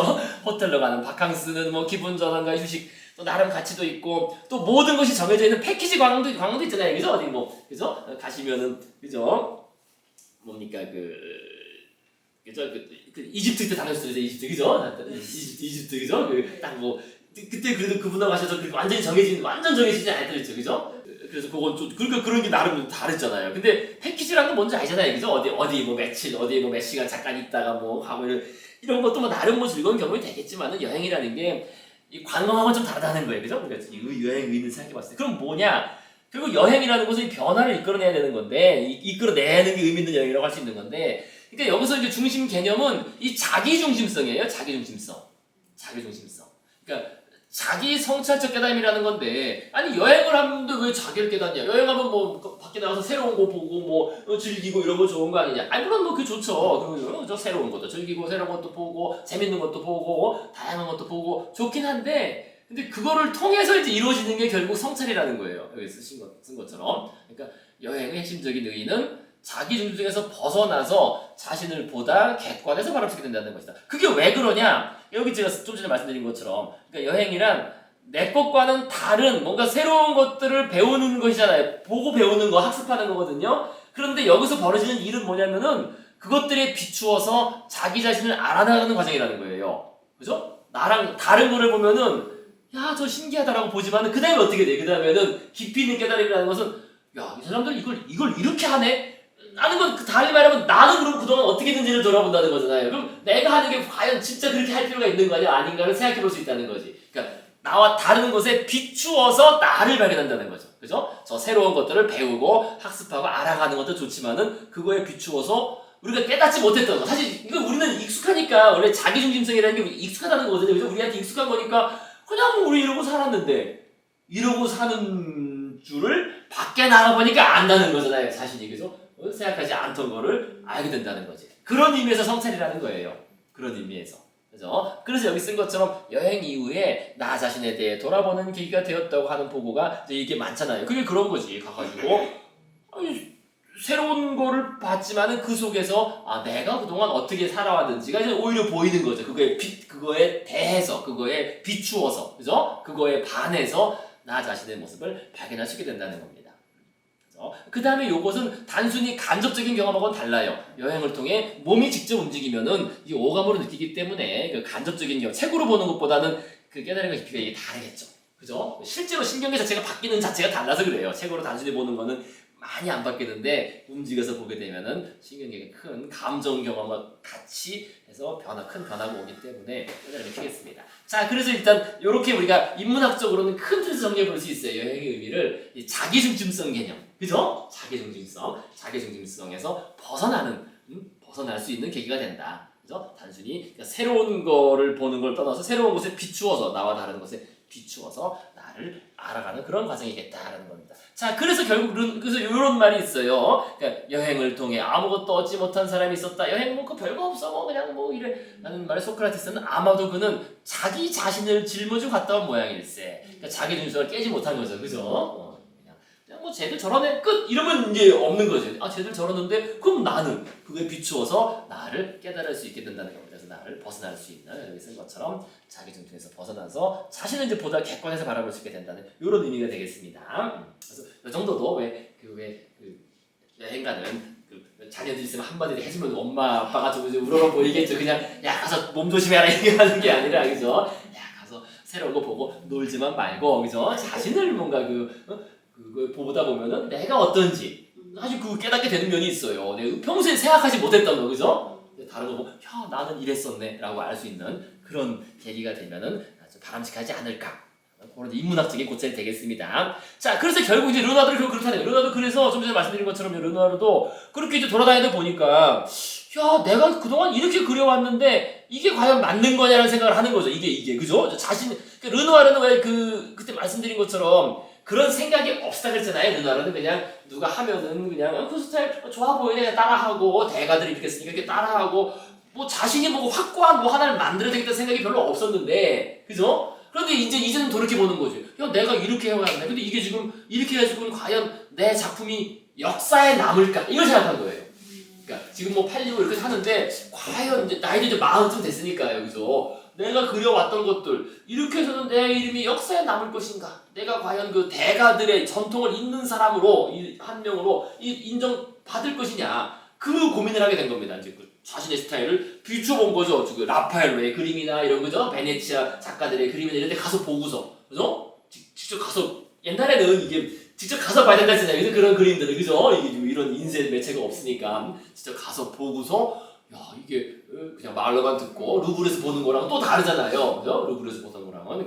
그러니까 이제 그걸 깨달게 된 거지. 물론 아직은 이건 여행 다니면서 그린 거거든요. 여행 다니면서 이제 아직은 인상주의 스타일로 그리고 있어요, 그죠? 이제 여행 가서 베네치아 가서 그린 거잖아요. 베네치아 가서 요것도 그때 기억나시죠, 그죠? 이거 딱 세 가지 원색, 파란, 빨강, 노랑으로만 그리고 있다는 거죠. 따로 그죠? 혼합하지 않고 어떻게 보면 좀 대단하긴 해요, 그죠? 딱 세 가지 원색으로만 인상주의 원색주에 따라서 그린 베네치아 여행 가서 그린 그림입니다. 산마르코 광장. 자, 그 다음에 또 뭐 이런 그림, 또 알제리 여행 가가지고 그죠? 이것도 약간 인상주의 스타일로 알제리 그죠? 알제리 소녀 그죠? 81년 알제리 여행 가서 그런 그림으로 아직은 인상주의 스타일이에요. 아직은 그죠? 아직 81년이니까요. 근데 요한 2, 3년 거치면서 이제 바뀐다는 거지. 그런데 그 다음에 춤 연작에서는 이제 변화가 좀 느껴지기 시작합니다. 그래서 모두 이전보다 이게 윤곽선 같은 게 없이 그냥 그쵸 이런 거 보시면요 그냥 색채 그냥 붓질만 가지고 그냥 이렇게 형체가 나타나는 거잖아요. 이 색채를 통해서 윤곽선 따로 그린 게 아니거든요. 근데 이제 요 다음 그림 보시면요 윤곽선 같은 게 좀 명확해져요. 형체나 윤곽선이 요 다음 그림 보시면요 요게 요 시절에 그린 겁니다. 82년 그죠? 조금 이제 그죠 윤곽선들이 특히 요런 거는 아주 명확하죠. 그죠? 첫 번째, 두 번째, 세 번째 그림 그죠? 세 번째 그림은 좀 확연히 좀 다르죠. 요거랑도 그죠? 요건 스타일이 좀 비슷한데 요거만 가도 벌써 요런 선이나 요런 선 자체가 윤곽선 이 옷 모양도 그렇고요. 그죠? 어제 그 드레스 그죠? 그래서 요것도 그 실물 크기로 그린 사람 크기로 그린 그런 그림입니다. 그래서 3연작이죠. 3연작. 그래서 요 부지발의 춤, 시골의 춤, 도시의 춤 이렇게 제목이 붙어 있습니다. 붙어 있는 그래서 그 시기에 자신이 그 여행 갔다 돌아오면서 이렇게 고민하던 그 시기에 그려진 그림입니다. 그래서요, 요 그림도 뭐 재밌다고 해야 되나 뭐 그런 사연이 있어요. 이게 지금 모델이 물론 이 친구들은 남자들은 다 자기 친구들이에요. 자기 친구들이고 자기 친구들 그리고 요 모델은 여성 모델인데 지금 요 여성이 이제 그 시잔 발라도 그죠? 나중에 화가가 되는 요 여성하고 이 여성이 같은 여성입니다. 그죠? 여긴 지금 요게 그 샤린 알리고 이제 그 자신의 부인이 되는 자신의 부인이 되는 그런 그 여성인데요. 이게 모델을 바꿀 일이 없잖아요. 근데 사실 이게 그죠?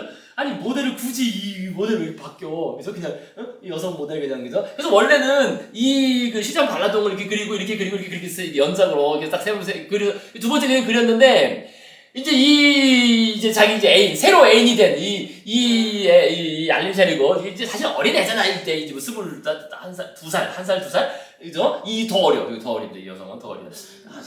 더 어린. 근데 이게 르누아르랑 관계를 알아버린 거야. 이 둘이 이제 그 르누아르랑 같이 잠을 잤다 이런 걸 알아버린 거. 해가지고 같이 잠을 잤거든요. 이게 르누아르랑 이 여성이 같이 이제 그죠? 그래가지고 어떻게 돼? 그걸 알아버려가지고 와가지고 이 그림 그려진 이 그림 여기 이제 얘가 그려졌잖아요. 근데 그걸 다 찢어버리고 그죠? 그림을 찢어버리고 울고불고 난리쳐가지고 얘 빼고 나로 바꿔달라 난리쳐가지고 이 바꾼 거야 모델이 자기를 웃고 있잖아요 지금 자기를 모델로 그래서 이 울고불고한 사연이 있는 겁니다. 그래서 쟤랑 헤어져 왜 쟤나 하면서 쟤랑 자꾸 근데 그거는 좀 사연이 있긴 해. 그 르누아르가 이 여성을 그럼 뭐 양다리를 걸친 거냐라고 하기보다는 이게 그때 말씀드렸잖아요. 이 여성이 그 자유로운 영혼이다 해가지고 그죠? 자신을 그려준 작가나 뭐 하고 다 이렇게 그죠? 그 잠자리를 같이 많이 하고 자주 하고 뭐 이거 자유분방했어요 막말로 뭐 프리섹스 뭐 이런 게 그죠? 뭐 그런 게 있었기 때문에 그렇게 된 건데. 또 그래도 그렇지 나이 40 먹어서 그 또 어린 애랑 20살 먹은 애랑 어쨌든 자기 애인도 이렇게 있는데 그죠? 어쨌든 그래서 그걸 알고서 좀 자기 그 여자친구가 난리 쳐가지고 그려진 수잔 팔라당 얼굴을 막 다 긁어가지고 이미 그려진 그림을 긁어서 이 그림은 버려지고 자기 넣고 다시 그려준 그림입니다. 그려준 그림인데 나중에는 출품을 해야 되니까 하나 이제 다시 써가지고 이제 관계 정리하고. 새로 또 그린 그림이 되겠습니다. 그런 사연이 있어요. 이게 그 사연은 어디 미술사에 안 나오던데 그런 사연이 있습니다.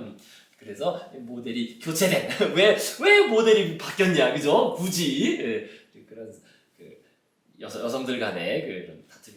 자, 어쨌든 그렇고요. 자, 그래서 이제 그 르누아르가 나중에 회상할 때 이렇다는 거지. 야, 내가 거기 이제 대충 여행을 끝내고 나서. 내 작품에 일종의 제동이 걸렸다. 내가 과연 이렇게 그리는 게 맞냐? 라는 생각이 드는 거죠. 그죠? 그래서 인상주의도 끝에 이르렀다는 거예요. 내가 인상주의적으로 이렇게 막 그렸는데, 야, 이래서는 이게 안 되겠다. 나는 채색할 줄도 소묘할 줄도 몰랐다는 결론을 내렸어. 이게 특히 이제 라파엘로 보고서, 라파엘로 보면 그렇잖아요. 라파엘로.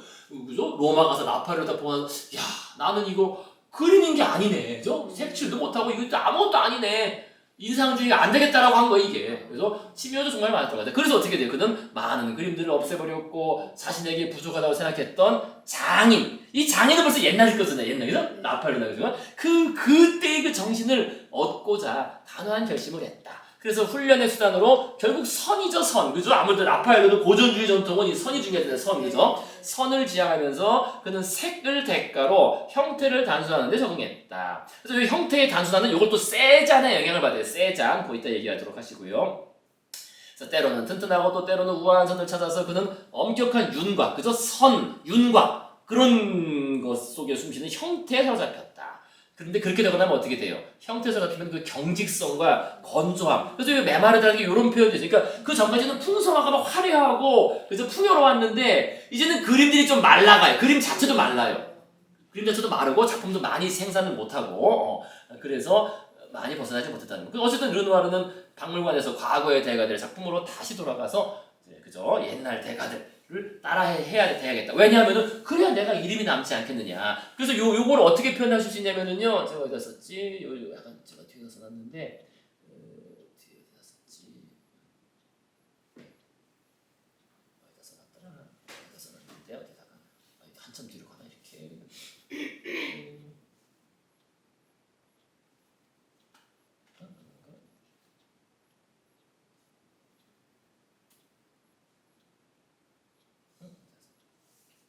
써놨구나. 그러니까 요거. 그러니까 대가들의 그림처럼 뭔가 영혼이 나는 작품이 되려면은 인상주의처럼 이렇게 막 그 순간으로 이렇게 흐려서 그리는 거는 이거는 영혼이 남지 못한다. 영혼이 남으려면은 이 견고하고 명확한 형태, 요 대충 이해되시겠지, 그죠? 야, 이게 뭔가 다 누가 봐도 이게 명확하고 견고하고 아주 탄탄한, 그죠? 그런 형태를 갖출 필요가 있다라고 생각한 거예요.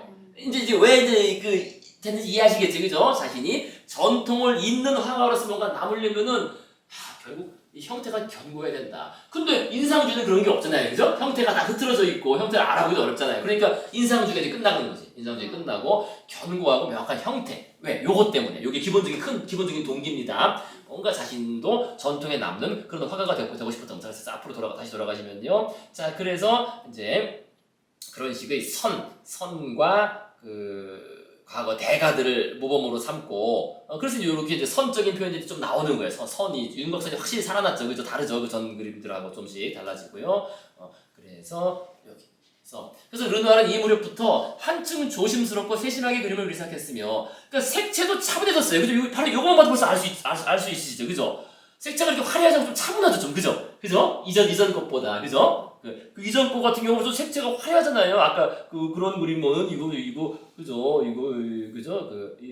이런 것이 정말 이 색채가 이런데 그죠? 이제는 완전히 다르잖아요. 뭔가 차분하고 그죠? 이게 색채가 벌써 차분하잖아요. 그죠? 차분해지고 선이 강조되는 이런 식의 그림으로 바뀌게 됐다는 겁니다. 그래서 색채도 차분해지고 물감의 처리도 매끄러워졌고 그죠? 물감 처리도 매끄러워졌고 형태를 정밀하게 그렸으며 그림 내 형태 배치도 주의를 기울이고 근데 그 다음에 이제 우리로서는 아쉬운 게 주제적으로도 몇몇 예가 있지만은 더 이상 파리의 어떤 일상생활 이렇게 사람들이 춤추고 뭐 이제 즐기고 이런 것들이 이제 그려지지 않는 그죠? 그냥 여성 누드 그리고 뭐 초상화점이고 이렇게 되는 일. 그래서 결국 그 당시 사람들 다 싫어했어요. 그 당시 사람들조차도 그죠? 평론가들은 그가 길을 잃었다고 생각했다. 지난 20년 동안 구축해온 매력적인 예술 세계를 이제 막 유명해졌는데 2년 사이에 완전히 파괴해버렸다라는 이런 식으로. 근데 이거는 르누아르만이 아니에요. 그 시기에 대충 그죠? 80년대 넘어가면서부터 그 시기에 르누아르만이 아니라 옛 동료들 모네나 뭐 피사로 드가 등이 모두 느끼고 있었던 인상주의로는 계속 갈 수가 없다. 이걸 뭔가 발전시켜야 되는 게 아니에요. 그래서 모네 같은 경우 어떻게 합니까? 모네는 이게 그림을 좀 이제 긴 선으로 막 그죠? 이렇게 나중에 보시면요. 그래서 모네 그림이 선으로 이렇게 보통 그려요. 선으로 길게 그죠? 막 흐느끼는 버드나무 같은 건 기억나실 겁니다. 그죠? 이렇게 막 긴 선으로 그러니까 짧게 끊어 그리는 그런 인상주의가 아니라 길게 그리는 그런 식으로 좀 바뀌고 또 피사로는 또 그 반대로 가요. 아예 점으로 찍어버리잖아요. 점묘화. 그죠? 그러니까 단순히 인상주의가 해서 아예 극단으로 가고. 그러니까 르누아르도 마찬가지예요. 르누아르도 그러니까 이 그림을 비교해 보시자면은요. 아까 봤던 이 그림 같은 경우에는 그러니까 이런 게 결국 그거잖아요. 좀 붓이 좀 끊어지면서 탁탁탁 끊어지면서 이렇게 되는 거잖아요. 그죠? 끊어지면서 뭐 이렇게 짧게 끊어지는 그죠? 끊어서 이렇게 쫙쫙쫙 그리는 그런 그 붓질 방식인데 이 붓질 방식이 모네 같은 경우도 길게 늘었죠. 더 길어진다고 했습니다. 르누아르도 마찬가지예요. 르누아르도 이게 좀 길어져요. 뒤에 보시면요. 요건 시대 이런 거 보시면 이게 붓질이 좀 길어지죠. 그죠? 이렇게 길게 그죠? 이게 길게 이게 어디 갔지? 써놨는데 아니다가 그죠? 이게 딱 보시면 붓질이 그죠?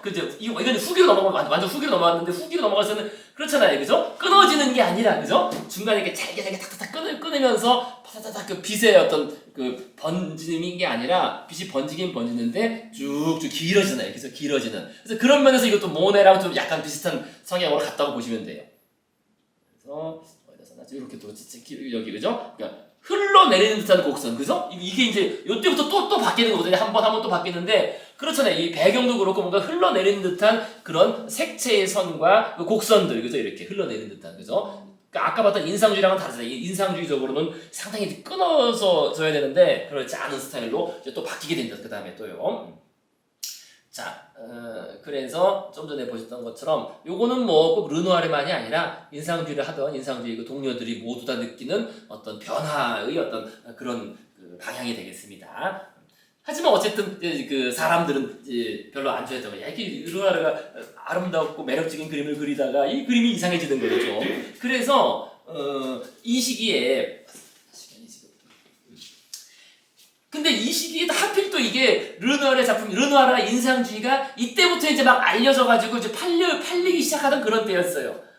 이때부터. 그래서 르누아르의 작품은 파리, 그죠? 파리의 조르주 푸티의 기획 전시회에서도 크게 성공을 하고, 브뤼셀 22네, 요거 우리가 그 아르누보하고 연결되는 그때입니다. 아르누보 그쪽 그룹하고도 연결해서 브뤼셀에서도 성공하고 미국에서도 성공하기 시작하고 있었다. 특히 1986년에 디랑리알의 뉴욕에서 르누아르의 그림 32점을 포함한 인상주 작가들의 그림을 전시에 크게 성공했고 요 골에서 그래서 그 워싱턴, 뉴욕, 시카고 등 주요 도시 아까 뭐 볼티모 미술관도 나왔는데요. 그 미국 미술관에 르누아르 그림이 많아요. 꼭 한 몇 개씩 있어요. 요때 많이 산 거예요. 요때도 사고 또 그 뒤에 또 디랑리알에 갖다 주면 또 갖다 그 미국 도서관, 미국 그 박물관들이 미술관들이 구입을 많이 한 겁니다. 그런데 당장 디랑리알이 파는 그림은 그 인상주의 그림 아니에요. 새로운 스타일 그림이 아니라. 근데 르누아르는 이게 지금 갑자기 보니까 얘 뻘짓하고 있는 거잖아. 그죠? 이게 그죠? 아니 팔리는 그림을 그래. 이제 자기는 한 10년 투자해가지고 이제 좀 뭔가 성과를 거두려는데 얘 또 왜 뻘짓하고 딴 거 그리냐 해가지고 그래서 르누아르가 시작하는 새로운 스타일의 그림들을 좋아하지 않다. 야 이거 안 팔려. 그래서 너 왜 바뀌었어 해가지고 이를 포기하라고 반복해서 그랬어. 너 하지마 아까 하지만 옛날 거로 해라. 그래서 르누아르는 80년대 요렇게 된 다음에 근데 요때 이제 르누아르가 이제 큰 아들을 낳고 결혼도 하고 나이가 45살 막 넘어가고 이러면서 이 그림을 팔아야 되잖아요. 팔아야 되니까 결국 몇 달 동안 그림들 이제 새로운 스타일로 그린 거 다 폐기하고 어쩔 수 없이라기보다는 다시 이제 그 옛날 스타일로 돌아가지도 못하고 그래서 나온 게 이 뒤에 후기 스타일이에요. 좀 이렇게 아까 말한 흘러내리는 듯한 곡선을 사용한 그런 스타일로 바뀌게 됩니다. 옆에서 하지 말라고 하니까 막 그림 안 팔린다고 실제로 안 팔리기도 하고. 자 그래서 이렇게 이제 디랑리알이 뜯어 말리고 평론도 많이 좋지도 않았고 이랬다는 얘기입니다. 그 새로운 스타일이. 그래서 또 보시면 알아요. 새로운 스타일 그림이 이게 좀 그렇게 매력적이진 않아요. 물론 이제 요것도 인상주의 전시에 참가 안 한 것도 얘기 드렸고요. 자 그래서 여기 딱 보시면요. 이게 그 인상주의 스타일 그림인데 이게 윤곽선이 없잖아요. 그죠? 윤곽선이 없고 그냥 좀 짧게 그죠? 짧게 좀 끊어 그리도 어떻게 보면 전묘와 비슷한 전묘까지는 안 같지만 그죠? 그런 그림인데 요거는 요 식의 그린 거거든요. 요거는 선이 좀 확실히 뚜렷하죠. 아무래도 그죠? 윤곽선 같은 게 그죠? 그다음에 또 색채도 차분하고 그죠? 색채도 좀 흐리고 좀 차분하고 선과 윤곽들이 좀 명확해요. 근데 여기는 신발 선도 명확하지 않잖아요. 근데 얘는 신발이 명확하잖아요. 이런 것도 등등도 다 그죠? 그래서 이전보다 요거는 76년도 인상주의 전성 시절에 인상주의 스타일로 그린 거고 요거는 새로운 스타일로 그린 그림인데 확실히 다릅니다. 그죠? 어쨌든 요런 그림으로 좀 온 거야 지금 요런 그림. 그러니까 이제 이거 아니다라고 이제 포기하라고 막 하는 거죠. 자, 그 다음 이제 요런 그림도 요 시기에 그려진 애매한 그림입니다. 애매한 왔다 갔다 하는 애매한 그림. 그래서 우산이라고 하는 뭐 나름 그 르누아르적인 뭐 인기가 있는 그림이에요. 나름 인기 있는 그림인데 근데 그림 구성상으로는 좀 빈약한 부분이 있어요. 보시면요. 그래서 이것은 인상주의 스타일과 새로운 스타일이 혼합적으로 나타나. 이게 그린 기간이 오래되잖아요. 그죠? 정확히 언제 그런지도 모르는 그 시기의 고민을 거치면서 그 오랜 기간 거쳐서 그린 나름 그 심혈을 기울인 그림인데 그러니까 인상주의 스타일이라는 것은 여기 쓴 것처럼 청색과 회색 그죠? 이번에는 그죠? 청색, 회색, 갈색 이 교차되면서 미묘하게 이렇게 얼굴에도 그죠? 얼굴에도 청색, 갈색, 회색 다 나옵니다. 얼굴이나 이런 데 비쳐서 이렇게 그죠? 갈색 그림자 등이 나오는 요런 그 우산도 그렇고요. 그 인상주의적인 특징이 있긴 있는데 이전보다는 색채가 훨씬 차분하죠. 그죠? 막 화려하진 않죠. 그죠?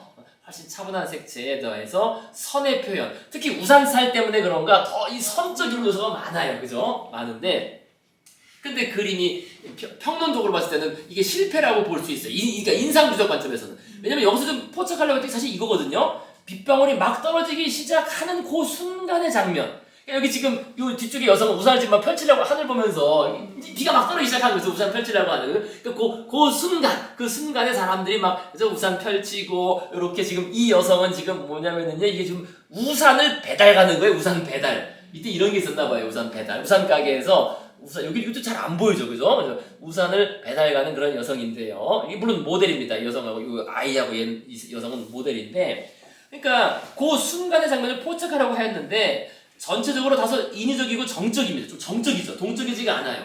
동적이지가 않고 인위적이라는 게 이거는 모델들 탓도 있어. 이 모델이 너무 자기가 이 그림 그리는 사람 보고 있어.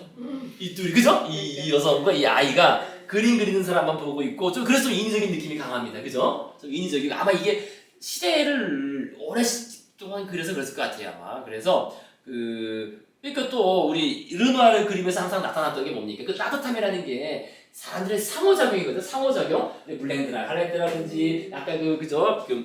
뱃놀이랑 옷장 보면 사람들끼리 서로 다 어울리고 이게 상호작용이 다 느껴지는데 여기에는 사람들의 상호작용이 없어요. 그죠? 보다 좀 고립된 느낌이 강하다는 겁니다. 지금 이게 이 비가 막 떨어지기 직전에 배달이 와서 배달 가는 여성한테 이 뒤에 신사가 그죠? 우선 씌워주겠다고 하는 건데 이게 근데 좀 애매하죠. 그죠? 그죠? 여기 전혀 그죠?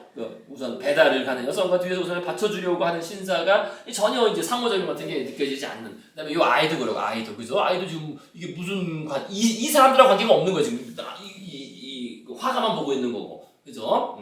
자 그래서 그런 면에서 구성적으로 조금 인위적인 정적인 느낌. 애매한 작품이라는 겁니다. 애매한. 나름 물론 뭐 아름답긴 하죠. 그죠? 우리가 보기엔 아름다운 작품이긴 한데. 애매한 작품이 돼버린 겁니다. 그래서 보시면 아시겠지만 어쨌든 이렇게 상당히 선적인 표현이 강조되고 선적인 표현과 구성에 신경을 쓰기 시작했다라는 겁니다.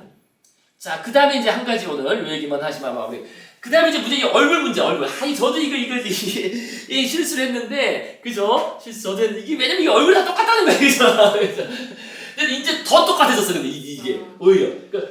그 전에도 다 비슷비슷했는데 그래도 조금 구별할 수 있거든요. 사람들이 좀 보다 보면은요. 그 전에는. 근데 이 시기가 오니까 이젠 진짜 똑같아졌어요. 여기 쓴 것처럼. 요거는 그래도 나름 인상주의 스타일로 그린 그림이에요. 근데 이 무렵부터 여기 지금 새로운 변한 스타일의 그림부터 이 여성들의 얼굴들은 동글동글 더욱 비슷비슷해. 비슷비슷해. 보세요. 그죠? 이 부분 안 되죠? 그다음부터 보시면요. 그죠? 동글동글 비슷비슷해. 이게 자기 이제 부인의 그림 얼굴인데 그죠? 요건 또 그 전에 그린 그림이고요. 그 얼굴이죠. 비슷비슷한 얼굴이다. 그죠? 물론 부인이 좀 약간 동글한 얼굴인 것 같습니다. 그죠? 부인 된 여성이. 근데 동글동글하게 그렸고 그 다음에 이제 똑같은 그림이고 이렇게 동글동글한 다 비슷비슷해. 여기도 이제 비슷비슷하고 그죠? 비슷비슷하잖아요. 비슷비슷하고 그 다음에 딱 비슷비슷해. 그렇잖아요. 비슷비슷하죠, 얼굴들이. 그죠? 얼굴 그린 게 다 동글동글, 비슷비슷. 이거 보면 다 동글동글 비슷비슷하잖아요. 이렇게. 요 정도까지가 요 시기 그림인데. 근데 그 다음엔 좀 바뀝니다. 그죠? 이것도 후기는 좀 달라지죠, 후기는. 그죠? 후기는 좀 달라집니다. 그죠? 달라지는데 특히 이 시기, 이 선과 소멸을 중에서 이 시기의 얼굴들은 특히나 비슷비슷해요. 이 얼굴이나, 이거나 비슷하잖아요. 그죠? 이 구별이 잘 안 돼요. 그래서 저도 이게 사람을 헷갈렸는데, 그죠? 너무 비슷해가지고, 이거, 그죠? 이게 헷갈렸는데, 그건 나중에 이따 말씀드리고요. 자, 그래서 이렇게 되면 이제 그때 말씀드린 것처럼 가만히 있지 않을 사람이 있죠. 독설가, 그죠? 독설가가 또 나오는데, 야, 네가 그린 거 다 똑같다는 거야, 에드가, 그죠? 에드가 딱 나와가지고, 야, 르누아르는 인물의 얼굴을 지나치게 둥글게 표현한 나머지 마치 꽃병을 이렇게 동글동글 하잖아요. 꽃병, 그죠? 동글동글 매끄럽게 꽃병을 그려놓은 것 같다. 이게 이제 드가가 다 아는 거죠. 르누아르가 과거 도자기 공장에서 일했다는 것까지 다 하는 그런 독설을 한 거예요. 얘네 그림 이게 다 똑같아, 이거 얼굴 다 똑같아. 사실 좀 그래요, 그죠? 동글동글, 그죠? 이 독설가가 이 말은 맞는 말은 하긴 해요. 맞는 말을 하기는, 그죠? 정말 똑같아, 그죠? 이거 구별이 안 돼요, 그죠? 이 여성이나 그 앞에 이거나 좀 그렇잖아요, 그죠? 얼굴이, 그죠? 개성을 좀 상실한, 개성이 없는 얼굴의 개성을 상실한 사람 얼굴이 그렇게 똑같지가 않을 텐데 개성을 상실한 그런 특히 이제 선을 강조하다 보니까 더 그렇게 돼버렸어요. 근데 그 이유가 시간 관계상 그거 하나만 말씀드리겠습니다. 그 이유를 먼저 말씀드린다. 여기 그 이유만 말씀드리고요. 그게 근데 세잔의 영향이에요. 세잔. 그게 어디까지면 여기. 그러니까 요게 세잔의 영향인데요. 그게 자기 이렇게 생겼다는 거지. 그러니까 대상이 자신의 붓질 아래에서 산산이 해치된다고 느껴요. 요게 아까 말씀드린 건 그겁니다. 그러니까 내가 뭔가 이름이 남기려면은 이름이 남는 작품이 되려면은 형태가 견고하게 딱 이렇게 남아있어야 되는데 야 내가 이제까지 그린 그림들은 내가 붓질을 해서 이게 형체가 다 흩어져 버렸다는 거예요. 그죠? 비생에서 흩어져 버렸다. 붓질해서 산산이 해치됐다. 그러니까 어떻게 돼? 그러니까 근데 세자는 이제 저 멀리 남쪽에서 사물의 형태를 견고하게 구축하는 입체주의로 가는 거죠. 이제 그죠? 형태를 그러니까 요거를 가서 본 거죠. 여행 가서 본 거죠. 자기 친구 작업하는 걸 보고서 야 이거 뭔가 견고하고 탄탄한 형태가 필요하다 나한테도. 그죠? 그래서 찾은 게 동그라미 이런 거는 그래서 다 동글동글해지는 거야. 동글동글 이것들이 다. 그래서 여기 그 세자는 영속적인 바로 그 옛 거장들처럼 영속적인 뭔가 어떤 그 형태, 그죠? 근원적인 형태. 근데 세자는 그것을 원뿔과 구와 원통형의 기본적인 형태로 다 환원시켰어요. 다. 그래서 입체주의가 나오는 거예요. 입체주의가 다 원뿔, 원통, 그죠? 그 구 모양화 해가지고 이게 그려지는 거거든요. 그런 식으로. 그래서 입체주의가 나오는 거고 요게. 근데 르누아르는 그걸 보고서 또 어설프게 배운 거지. 이제 둥근 형태, 그죠? 다 둥글게. 둥근 형태는 그래서 다 젊은 여 통통한 애 다 모두 구형으로 다 둥글둥글 다 구형으로 둥글둥글했다는 거예요. 그 둥근 것만 남았어 지금 다 이 형. 그 뒤도 그래. 후기 가도 다 그 둥글둥글 나옵니다. 둥글둥글. 자 그래서 그래서 이런 식으로 다 둥글둥글해서 둥글둥글 다 이렇게, 그죠? 둥글둥글 다 고양이 얼굴도 그렇고, 그죠? 그래서 세자는 영향을 받긴 받았는데 이게 다 둥글둥글하잖아요, 그죠? 이게 팔뚝이니 뭐니 가슴이나 이런 게, 그죠? 둥글둥글한 그런 식의, 그죠? 영향을 받아서 그런 식의 추구했다. 이게 이제 르누아르의 등본 중기 또는 새로운 스타일 시도를 했던 겁니다. 근데 결국 아까 말씀드린 것처럼 이건 다음 시간에 다시 또 복습하면서 말씀드리겠지만은요, 부정적인 평가도 많고, 아까 말씀드린 중요한 이유가 뭡니까? 이 그림을 팔아야 되고, 그 다음에 또 거기에 곁들여서 자기 이제 건강도 별로 안 좋아지고, 애는 태어나고 그 등등 하기 때문에 또 옆에서 맞뜯어 말리고, 그러니까 새로운 스타일 이제 그만두기 시작하면서 다음 시대로 새로운 또 후기 스타일로 넘어가게 됩니다. 후기 스타일로.